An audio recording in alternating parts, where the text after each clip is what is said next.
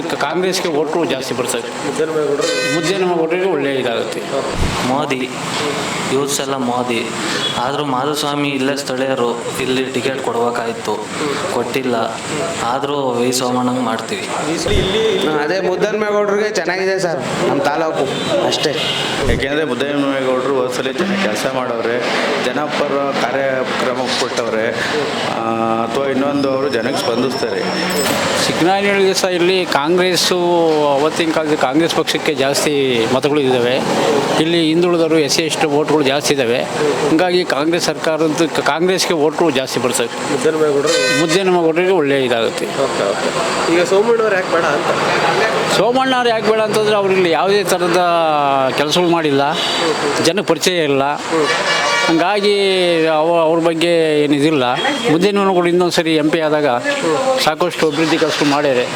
ಹಂಗಾಗಿ ಸಿದ್ದರಾಮಯ್ಯ ಅವ್ರದ್ದು ಗ್ಯಾರಂಟಿ ಯೋಜನೆಗಳು ಜನಕ್ಕೆ ಅನುಕೂಲ ಆಗೈತೆ. ಹಂಗಾಗಿ ಕಾಂಗ್ರೆಸ್ಸಿನ ಬಗ್ಗೆ ಅಭಿಮಾನ.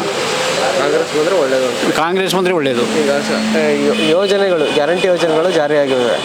ಯಾವುದು ಗ್ಯಾರಂಟಿಗಳು ಯೋಜನೆ ಬಡ ಜನಕ್ಕೆ ಹೆಲ್ಪ್ ಆಗ್ತದೆ, ಯಾವ್ದು ಗ್ಯಾರಂಟಿ ಯೋಜನೆಗಳು ಅಂತಂದರೆ ಅದೇ ಗೃಹಲಕ್ಷ್ಮಿ 2,000 ರೂಪಾಯಿ, ಅದು ಅನುಕೂಲ ಆಕೈತೆ. ಸಾರಿಗೆದು ಬಡವರು ಎಲ್ಲೂ ಹೋಗೋಕ್ಕಾಗಲ್ಲ. ಶ್ರೀಮಂತರು ಈಗ ಏನಂದರೆ ಅವ್ರಿಗೆ ಅನುಕೂಲ ಇರುತ್ತೆ. 2,000 ರೂಪಾಯಿ ಗೃಹಲಕ್ಷ್ಮಿ ದುಡ್ಡು ಬರುತ್ತೆ, ಖರ್ಚು ದುಡ್ಡು ಸಿಗುತ್ತೆ ಅಂತೇಳಿ ಶ್ರೀಮಂತರು ಸಾರಿಗೆ ವ್ಯವಸ್ಥೆ ಉಪಯೋಗಿಸ್ತಾರೆ. ಬಡವರು 2,000 ಕೊಡುವಂಥದ್ದು ಊಟಕ್ಕೆ ಅವರಿಗೆಲ್ಲ ಆಗುತ್ತೆ. ಆಗುತ್ತೆ. ಅವ್ರ ಧರ್ಮಸ್ಥಳ, ಕುಕ್ಕೆ ಸುಬ್ರಹ್ಮಣ್ಯ ದೂರ ಎಲ್ಲೂ ಹೋಗೋಕ್ಕಾಗಲ್ಲ. ಅದೊಂದು ಬಡವರಿಗೆ ಇದಾಗಿದೆ. ಸಾರಿಗೆಯಿಂದ ಶ್ರೀಮಂತರಿಗೆ ಅನುಕೂಲ ಐತೆ. ಶ್ರೀಮಂತರಿಗೆ ಆಮೇಲೆ ಆಫೀಸರ್ಸ್ ಎಲ್ಲ ಇವತ್ತು 60,000 70,000 ಸಂಬಳ ತಗೊಳ್ಳೋರೆಲ್ಲ ಉಪಯೋಗಿಸ್ಕೊಂತಿದ್ದಾರೆ. ಅವರೆಲ್ಲ ಉಪಯೋಗಿಸ್ಕೊಂತಿದ್ದಾರೆ. ಬಡವರಿಗೆ ಎಲ್ಲಿ ಇಲ್ಪ ಸರ್. ಈಗ ಹಾಗಾದರೆ ಇಲ್ಲಿ ಎಲ್ಲ ಗ್ಯಾರಂಟಿ ಅಂತಾರೆ. ಈ ಕಡೆ ಮುದ್ದನಗೌಡರಿಗೆಲ್ಲ ಗ್ಯಾರಂಟಿ ಅಂತಾರೆ. ಗ್ಯಾರಂಟಿ ಮುದ್ದನಗೌಡರಿಗಿದ್ರೆ ಇಲ್ಲಿ ಅಭಿವೃದ್ಧಿ ಕೆಲಸ ಆಗ್ತವೆ, ಜನ ಸ್ಪಂದಿಸ್ತಾರೆ. ಹಂಗಾಗಿ ಅವರೇ ಇದಾಗ್ತವೆ. ನಿಮ್ಮ ಹೆಸರು ಸರ್? ಪ್ರಸನ್ನ ಕುಮಾರ್ ಅಂತೇಳಿ. ಮೋದಿ ಯೂತ್ಸ್ ಎಲ್ಲ ಮೋದಿ. ಆದರೂ ಮಾಧುಸ್ವಾಮಿ ಇಲ್ಲೇ ಸ್ಥಳೀಯರು, ಇಲ್ಲಿ ಟಿಕೆಟ್ ಕೊಡ್ಬೇಕಾಯಿತು, ಕೊಟ್ಟಿಲ್ಲ. ಆದರೂ ವಿ ಸೋಮಣ್ಣಂಗೆ ಮಾಡ್ತೀವಿ.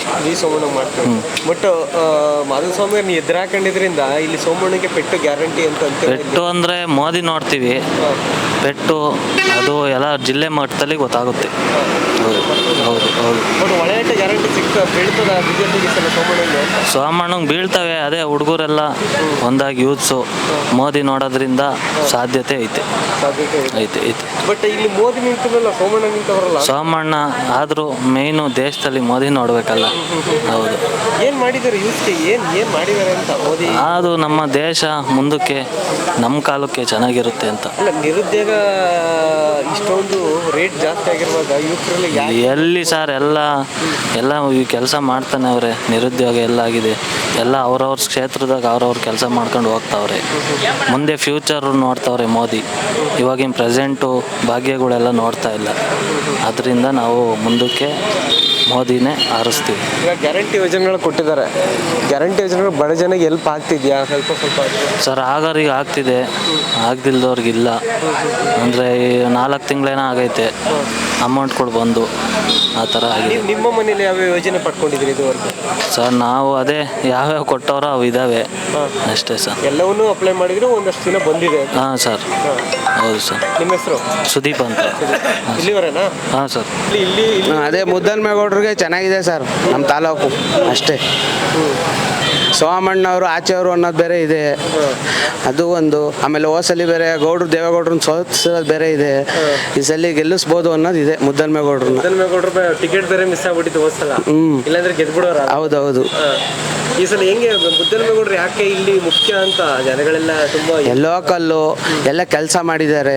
ಎಲ್ಲ ಕಡೆನೂ ವಾಟರ್ ಫಿಲ್ಟ್ರು ಪ್ಲ್ಯಾಂಟ್ಗಳೆಲ್ಲ ಹಾಕೊಟ್ಟಿದ್ದಾರೆ. ಅದಕ್ಕೋಸ್ಕರ ಅವರಿಗೆ ಡೆವಲಪ್ ಮಾಡ್ತಾರೆ ಸರ್ ಅವರು. ಸೆಷನಲ್ಲಿ ಹೋಸಲಿ ಎಲ್ಲ ಲೋಕಸಭೆ ಇದರಲ್ಲಿ ಚೆನ್ನಾಗಿ ಮಾತಾಡಿದರು.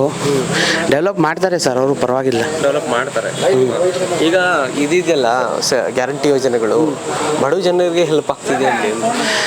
ಆಗ್ತಿದೆ. ಎಷ್ಟು ಮಟ್ಟಿಗೆ ಆಗ್ತಿದೆ? ಯಾವುದೇ ಫಲಾನುಭವಿಗಳು ಆಗಿದ್ದರೆ ಯಾವುದೇ ಸಿಗ್ತಿದೆ ಅಂತ? ಎಲ್ಲದೂ ಇನ್ನೇನು ಸರ್, ಬಸ್ಸಿಂದ ಇದನ್ನ ಅದು ತೊಂದರೆ ಆಗ್ತಿದೆ ಒಂದು ಲೆಕ್ಕಾಚಾರದಲ್ಲಿ. ಒಂದು ಒಳ್ಳೇದು ಆಗುತ್ತೆ, ಒಂದು ಕೆಟ್ಟದ್ದು. ಒಂದು ಒಳ್ಳೇದಿದ್ರೆ ಒಂದು ಕೆಟ್ಟದ್ದು ಇದ್ದೇ ಇರುತ್ತಲ್ಲ ಸರ್. ಬಸ್ಗಳು ಜಾಸ್ತಿ ಬಿಟ್ಟರೆ ಒಳ್ಳೇದಾಗುತ್ತೆ ಅನಿಸ್ತದ ಹಾಗಾದ್ರೆ? ಬಿಡಬೇಕಲ್ಲ ಸರ್, ರೆವಿನ್ಯೂ ಗೌರ್ಮೆಂಟಿಗೆ ರೆವಿನ್ಯೂ ಇದ್ರೆ ಅವೆಲ್ಲ ಬರುತ್ತಲ್ವ ಸರ್, ಅದಕ್ಕೋಸ್ಕರ. ಈಗ ಯೋಜನೆ ಒಳ್ಳೇದು ಅಂತೀರ ಈಗ? ಹ್ಞೂ ಸರ್, ಬಡವರು ಬಗ್ಗರಿಗೆಲ್ಲ ಬೇಕಾಗತ್ತಲ್ಲ ಸರ್.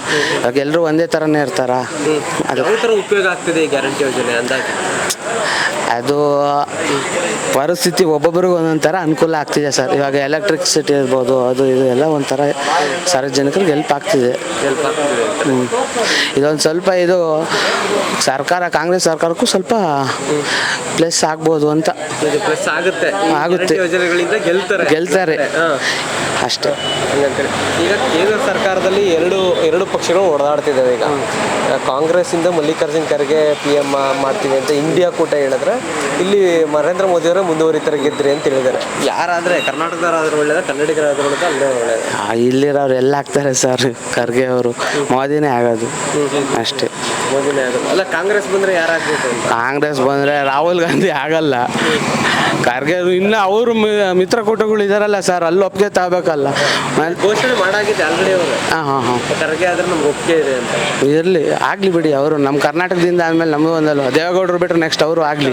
ಹಾಂ, ದಕ್ಷಿಣಕ್ಕೆ ಇವರು, ಉತ್ತರಕ್ಕೆ ಅವರು ಅಷ್ಟೇ. ಹಂಗೆ. ಹಾಂ ಸರ್, ನಿಮ್ಮ ಹೆಸರು ಸರ್? ಮುರಳಿ ಅಂತ.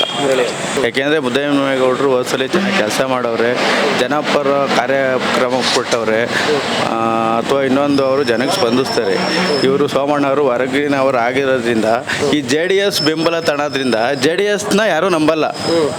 ಅಲ್ಲಿಗೆ BJPಗೆ ಯಾಕೆ ಎಫೆಕ್ಟ್ ಆಗ್ತೈತೆ ಅಂತ ಅಂದರೆ, JDS ಇವತ್ತಲ್ಲಿ ಕಾಂಗ್ರೆಸ್ ಜೊತೆ ಸೇರ್ಕೊಂಡು ಕಾಂಗ್ರೆಸ್ನ ಹಾಳು ಮಾಡಿರು. ಸರಿ, JDSನವರು BJPಯವ್ರನ್ನ ಹಾಳು ಮಾಡೋದು ಶತಸಿದ್ಧ. ಇಲ್ಲಿ ಮುದ್ದನ್ಮೇಗೌಡರು ಗೆಲ್ಲಕ್ಕೆ JDS ಸಪೋರ್ಟ್ ಮಾಡಿದ್ದಕ್ಕೆ ಮುದ್ದನ್ಮೇಗೌಡರು ಗೆಲ್ಲಕ್ಕೆ +ಪಾಯಿಂಟು. ಪ್ಲಸ್ಸು ಒಕ್ಕಲಿಗರು ಮುದ್ದನ್ಮೇಗೌಡರಿಗೆ ಹಾಕ್ತಾರೆ ಬಿಟ್ಟರೆ BJP ಸೋಮಣ್ಣಗೆ ಓಟ್ ಹಾಕಲ್ಲ. ಈಗ ಮಹಾದೇವ ಸ್ವಾಮಿನ ಕಡೆಗಣಿಸಿರೋದು ಕೂಡ ಸೋಮಣ್ಣವ್ರಿಗೆ ಇದಾಯ್ತದೆ. ಮಾಧವ ಸ್ವಾಮಿ ಕಡೆಗಣಿಸಿರೋದು ಅದು 90% BJP ಪ್ರಾಬ್ಲಮ್ಮು. ಅದಂತೂ ಸಿದ್ಧ. ಕಾರಣಕ್ಕೂ ಅದು ಪ್ರಮುಖ ಕಾರಣ ಆಗುತ್ತೆ ಹಾಗಾದ್ರೆ. ಸೋಮಣ್ಣ ಸೋತ್ರೆ ಮಾಧವ ಸ್ವಾಮಿನೇ ಪ್ರಮಾಣ ಕಾರಣ ಮಾಧವ ಸ್ವಾಮಿರೇ ಕೊಡ್ತಾರೆ. ಈಗ ಅವ್ರಿಗೆ ಇಲ್ಲಿ ಇದ್ಕೊಂಡು ಅವ್ರಿಗಿನ್ನ ಯಾರು ಇಡೀ ಸ್ಟೇಟಲ್ಲಿ ಆ ಲೀಡ್ರಿಗೆ ಮಾಧವ ಸ್ವಾಮಿಗೆ ಯಾರೂ ಇಲ್ಲ, ಲೀಡ್ ಇರಲಿಲ್ಲ. ಹಂಗಾಗಿ ಸೋಮಣ್ಣಂತರ ಅವಶ್ಯಕತೆ ಇರಲಿಲ್ಲ. ಮಾಧವ ಸ್ವಾಮಿ ನಿಂತಿದ್ರೆ ಅವ್ರು ಮಾಧವ ಸ್ವಾಮಿ ಗೆಲ್ಲರು. ಈಗ ಗ್ಯಾರಂಟಿ ಯೋಜನೆಗಳನ್ನ ಕೊಟ್ಟಿದ್ದಾರೆ ಸರ್ಕಾರ, ಎಷ್ಟು ಮಟ್ಟಿಗೆ ಬಡ ಜನರಿಗೆ ಹೆಲ್ಪ್ ಆಗಿದೆ? ಈಗ ಶಕ್ತಿ ಕಾರ್ಯಕ್ರಮ ಇರ್ಬೋದು, ಅನ್ನಭಾಗ್ಯ ಇರ್ಬೋದು, ಅಥವಾ ಗೃಹಲಕ್ಷ್ಮಿ ಭಾಗ ಗೆದ್ದಿರ್ಬೋದು, ಗೃಹ ಭಾಗ್ಯ ಇರ್ಬೋದು, ಗೃಹ ಜ್ಯೋತಿ ಇರ್ಬೋದು, ಅದು ಎಲ್ಲರಿಗೂ ಅನುಕೂಲ. ಬಡ ಜನತೆ ಅನುಕೂಲನೇ, ಅದು ಅನುಕೂಲನೇ. ಎಷ್ಟು ಮಟ್ಟಿಗೆ ಅನುಕೂಲ ಆಗಿದೆ? ಯಾವ ಥರ ಪರಿಣಾಮಕಾರಿಯಾಗಿ ಎಲ್ಲ ರೀತಿಯೂ ಅನುಕೂಲ ಆಗೈತೆ. ಎಲ್ಲ ಪಕ್ಷಾತೀತವಾಗಿ ಅವ್ರು ಕಾಂಗ್ರೆಸ್ನವ್ರಿಗೆ ಒಬ್ಬರಿಗೆ ಕೊಟ್ಟಿಲ್ಲ, JDSನವ್ರು ಇಡೀ ಜನಕ್ಕೆ ಕೊಟ್ಟವರು. ಅದು ಕಾರ್ಯಕ್ರಮನ ಮನೆಗೂ ತಲುಪೈತೆ, ಉಪಯೋಗಿಸ್ಕೊಳ್ತಾ ಇದ್ದಾರೆ. ನಿಮ್ಮ ಹೆಸರು ಸರ್? ನಾಗರಾಜು.